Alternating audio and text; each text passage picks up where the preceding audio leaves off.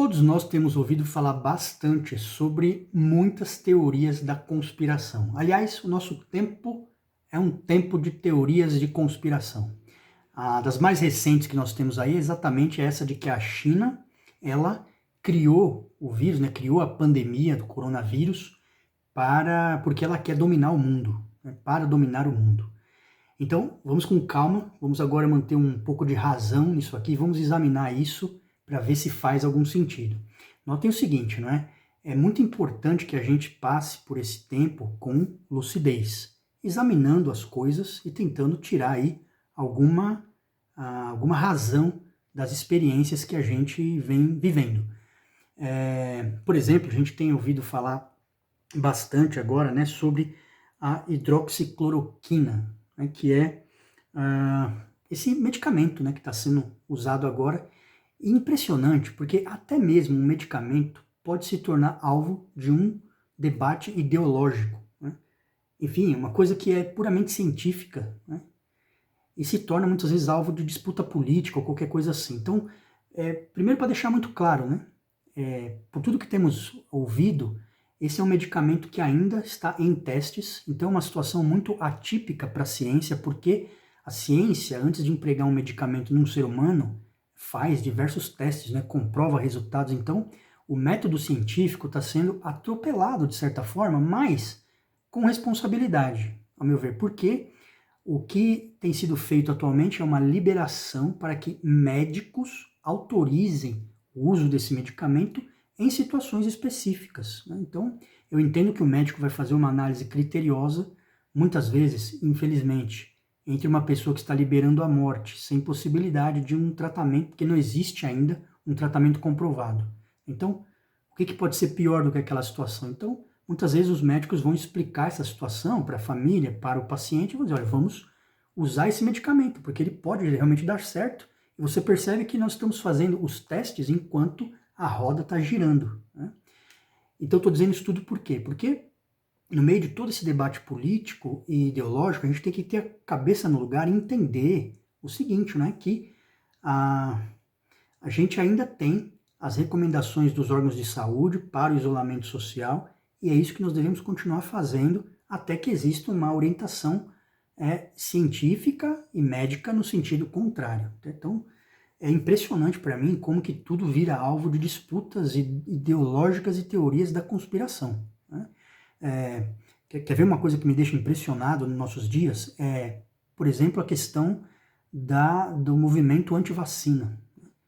Puxa vida, que coisa impressionante, né? No século XXI, ainda existem movimentos de pessoas contra a ciência que incentivam pessoas a não utilizar uma vacina, uma coisa que pode lhes salvar a vida, e aí, trazendo um prejuízo para toda a sociedade, né? Trazendo de volta doenças que já tinham sido erradicadas. Então, é muito impressionante isso, é como se a gente convivesse ao mesmo tempo no século XXI e na Idade Média, né? Como se no mesmo tempo e espaço a gente vivesse dois mundos completamente diferentes e paralelos.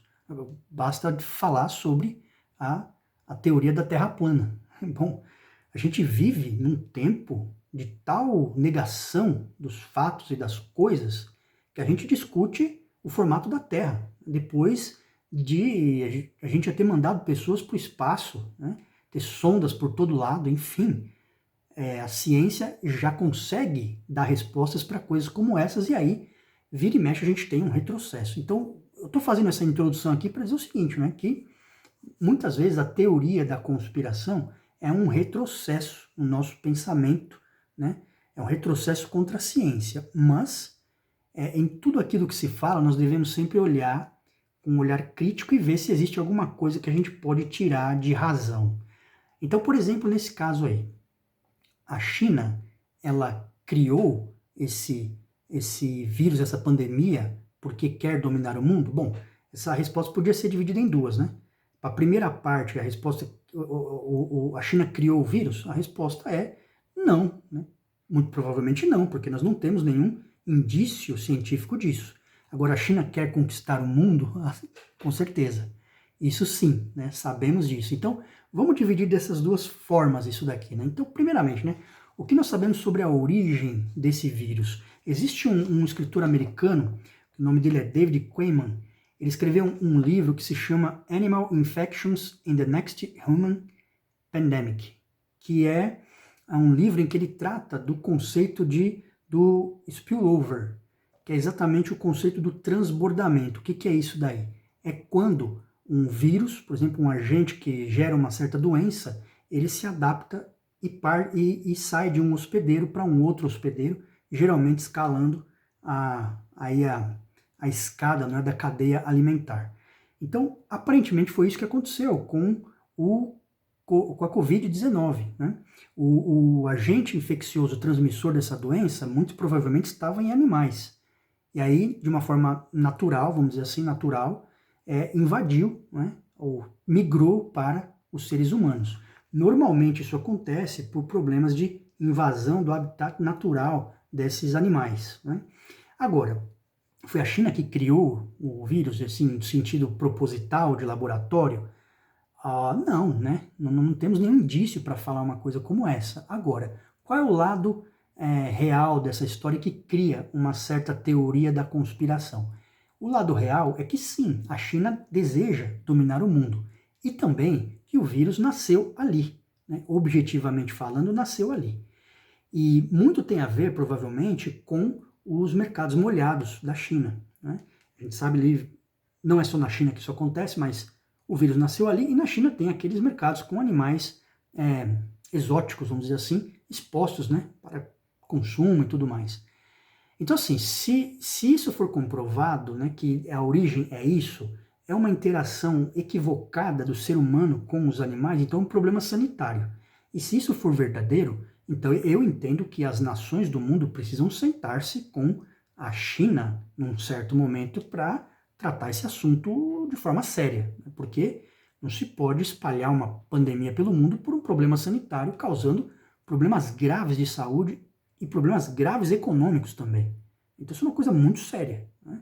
Então não dá para não responsabilizar completamente a China, no caso, por essa situação. E ainda um outro ponto, pelo que sabemos, foi algumas informações foram, no mínimo, omitidas por algum tempo, né? O que, obviamente, não contribui para o controle da epidemia. Então, dessa maneira, existem duas questões aí que, objetivamente, a China pode ser responsabilizada, mas não acredito numa coisa feita de maneira intencional. Não é? O fato da China querer dominar o mundo não significa que ela tenha produzido um vírus de maneira proposital. Percebe que são coisas diferentes e que têm que ser analisadas de forma distinta realmente, né? Agora, quanto à segunda parte disso, né? A gente sabe que a China vive enfim, um regime muito autoritário, né? Inclusive, esse controle das mídias, esse controle dos meios de comunicação é um sério problema, de maneira que a gente nem consegue confiar plenamente nas informações que são dadas, estatísticas lá da China. Né? E veja, a China de fato tem um projeto, né, para a conquista do mundo. Então a gente sabe muito bem que o Xi Jinping, né, que é o presidente lá da China, é um dos grandes líderes do Partido Comunista Chinês, que é um partido que controla todas as ações na China, né? Exerce o controle sobre tudo. Ali, acho que tem cerca de 90 milhões de membros, atualmente um dos maiores partidos, né, comunistas do mundo, acredito que o maior, e tanto o partido quanto a China têm um projeto de dominação, tanto econômica quanto ideológica do mundo, inclusive do mundo ocidental. Né? Então, se você pensar por essa perspectiva, de fato sabemos que há décadas a China vem avançando economicamente com um projeto arquitetado. Você se lembra do tempo que você comprava apenas bugigangas, né, da China, invadindo os mercados externos, né, muita exportação. Ela foi numa escalada se sofisticando e ganhando, sendo um grande concorrente, inclusive, de alta tecnologia já. Outras estratégias, como a desvalorização da própria moeda para poder fomentar exportações, atrair empresas e indústrias para o seu parque industrial. Enfim, a China é muito agressiva do ponto de vista econômico e ainda, nos dias de hoje, ela vai invadindo estrategicamente, fazendo investimentos em empresas estratégicas por todo o mundo, inclusive na área de tecnologia de ponta, na área de eletricidade e também de comunicação, que é talvez o grande desejo da China, né? Dominar os meios de comunicação. E eu falo isso pelo afã que a China tem de controle, né, dos meios de comunicação e dos meios de decisão no mundo. Isso não é segredo para ninguém, né? Embora o presidente da China tenha ocupado um espaço no mundo liberal capitalista com um discurso bastante liberal, inclusive na economia, a gente sabe muito bem que por trás disso existe toda uma ideologia que é muito diferente disso. E isso veio à tona, inclusive, por documentos, né, que foram entregues à imprensa, né, que vazaram ali do Partido Comunista Chinês. Acho que em 2012 teve uma ocorrência muito grande disso, né? Um documento que se chamava, foi o documento de número 9, né? Que foi chamado o Comunicado sobre o Estado Atual da Esfera Ideológica. E ali, claramente, com vários itens, né, que eram considerados ameaça à China e ao Partido Chinês, eles consideravam vários valores do mundo ocidental como ameaça, como, por exemplo, a própria democracia, o Estado de Direito, né, a imprensa livre, o neoliberalismo. Então, enfim, a visão que o mundo ocidental tem de liberdade não se coaduna com os interesses e com o ideário do Partido Comunista Chinês. Então, nesse ponto, não inclusive o constitucionalismo, né, nesse documento, dizia claramente que o constitucionalismo é uma ameaça à China e aos interesses do partido. Então, você veja que, nesse sentido, existe uma estratégia de dominação ideológica que vai rivalizar claramente com conceitos e valores importantes do mundo ocidental. E você tem os dois grandes gigantes, né, que estão disputando isso daí, Estados Unidos e a China. Aqui não tem mocinho e bandido, né?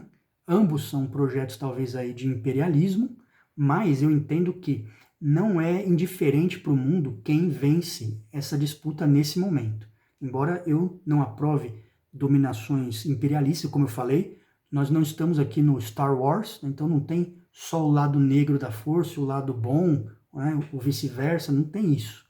Mas o que eu entendo é que entre os modelos de produção que hoje existem ali, que ambos são capitalistas, mas um capitalismo mais controlado pelo Estado, né, do lado chinês, e um capitalismo em tese um pouco mais liberal, porque liberalismo puro é negócio que não existe, é negócio só de livro, né? Mas eu entendo aí que qualquer regime que seja mais totalitário me parece mais prejudicial para o mundo. Tá bom? E nesse sentido, a gente não deve ser indiferente ao projeto que a China tem de dominação mundial, né? E se a gente está por fora disso, né, se a gente não está entendendo o que a China está propondo para o mundo, então a gente não está entendendo nada do ponto de vista geopolítico. Essa é a minha opinião, certo? Teve um fato muito interessante que se deu, que ainda está acontecendo, né, que é dos uigures, né, que é aquela minoria étnica muçulmana que tem sido colocada num sistema, numa espécie de detenção muito parecido com um campo de concentração, para uma espécie de aculturamento forçado, né? Como se quisesse higienizar aquelas pessoas da sua própria cultura, da sua própria língua. Então, o Partido Chinês faz tudo isso, né? Que são agressões claras, a meu ver, aos direitos humanos, né? Aos direitos mais básicos de humanidade. Então, tudo isso acontece num regime muito fechado, e o meu entendimento é que qualquer regime que venha atentar contra liberdades individuais, suprimir liberdades individuais e direitos humanos, não pode ser uma boa proposta para o mundo, né? Essa é a visão que eu tenho, embora, como eu falei, existem vilões, de certa forma, dos dois lados, né? Porque cada nação cuida do seu interesse, e quem está dando as cartas hoje são esses dois gigantes, né, imperialistas, tá certo? Mas, a propósito disso, eu gostaria de concluir esse vídeo citando uma parte do George Orwell, do seu livro 1984, e foi um livro escrito em 1948, em meio a vários regimes totalitários. E muito interessante, né, que aqui ele cita coisas muito intrigantes assim, sobre um partido que dominava aquele mundo distópico em que ele criou, né, que o George Orwell criou, em que tudo era controlado pelo Estado, né? Tudo no Estado, né, em nada privado, nada fora do Estado, né? O que caracteriza qualquer regime totalitário, seja de qual espectro político for, que não é desejável. E aí ele trata disso falando que as pessoas não tinham direito a um pensamento livre, né? E nem as suas vidas também. E num dos trechinhos aqui ele fala assim: espera-se que um membro do partido não tenha emoções privadas, nem momentos de suspensão do entusiasmo. Supõe-se que ele viva num frenesi contínuo de ódio aos inimigos estrangeiros e aos traidores internos, de júbilo diante das vitórias e de autodepreciação diante do poder e da sabedoria do partido. Então, a crítica que eu particularmente faço a qualquer regime totalitário é esse de supressão das individualidades. E a que custo a China tem galgado as primeiras posições do mundo econômico, hoje um pouco mais amenizado isso, né, com uma melhora da condição de vida das pessoas, né, dos chineses, né, do povo chinês, mas ainda assim, na história de algumas décadas aí, com muita exploração da mão de obra, muita exploração das pessoas e com um controle rigoroso que ainda existe da vida privada, inclusive da imprensa livre e dos meios de comunicação, até da internet, né? Há relatos de que pessoas não podem trafegar pela internet livremente, né? Estabelecendo contato com sites estrangeiros. Então, isso tudo é uma coisa assim muito difícil e que eu penso que nós não podemos aprovar, porque em primeiro lugar está as liberdades individuais e nesse sentido a gente deve estar muito atento.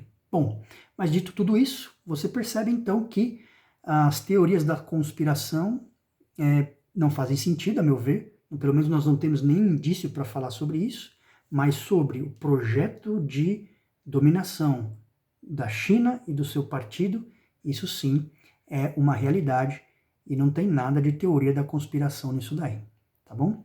Deixa aqui os seus comentários, o que você acha de tudo isso, qual é a sua opinião, e fala um pouco aí sobre como é que você está vendo tudo isso do ponto de vista geopolítico. Até mais, nos vemos. Tchau, tchau, amigos.